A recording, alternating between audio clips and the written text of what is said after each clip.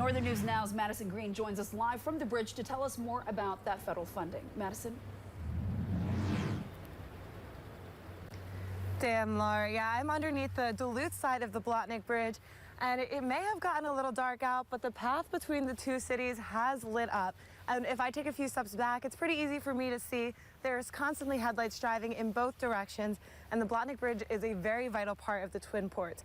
However, the bridge is getting old. It's almost 60 years old at this point, and the infrastructure is failing, which is a huge reason there are plans to replace the bridge in the coming years.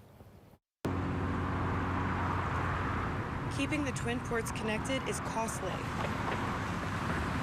The plan to replace the Blatnik Bridge has been underway for years, but thanks to a federal grant of over $1 billion announced Monday, Superior Mayor Jim Payne says that gives the project the green light to move forward. We went through a long period of inflation. The planning for this has gone on a little bit longer than expected, and so obviously, the cost increases were a real barrier, and it's a pretty big relief that the federal government is able to still step in and fund this. The whole project will cost $1.8 billion. The remaining expenses will be covered by the states of Minnesota and Wisconsin, and in some cases, Mayor Payne says, from the Twin Ports. So there is a pretty substantial local commitment from the states. Now, both the cities of Duluth and Superior are going to have to invest quite a bit into planning, preparation, and mitigation of the many challenges we're going to face when that bridge actually closes.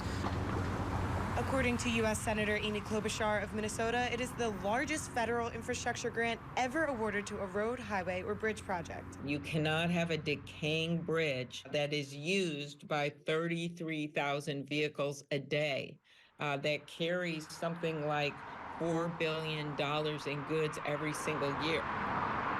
In the most recent designs, Payne says the bridge is expected to close in 2027 and reopen in the early 2030s.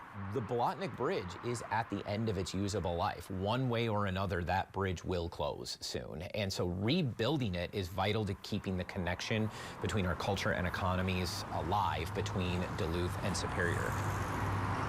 Bridging together local, state, and federal agencies for a promising future.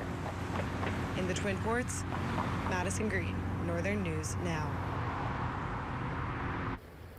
Representative Pete Stauber, a Republican representing northern Minnesota, was the first to make this announcement this morning in a press release. However, Minnesota's DFL was very quick to point out that Stauber actually voted against Biden's infrastructure law. We asked Stauber about this earlier today. Here's what he had to say.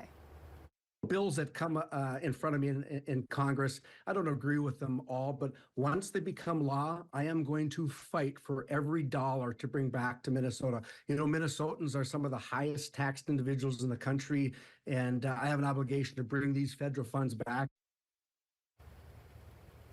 Representative Tom Tiffany, a Republican from northern Wisconsin, also voted against Biden's bipartisan infrastructure bill. It's possible some of those lawmakers will join Biden in Superior on Thursday. While we don't know exactly what the president's agenda will be, it's likely that celebrating the Blatnik Bridge funding could be one of those stops. You'll remember almost 2 years ago, Biden visited Superior, where he was joined by Superior, Wisconsin, and Minnesota lawmakers who pitched to him why this replacement plan was so important.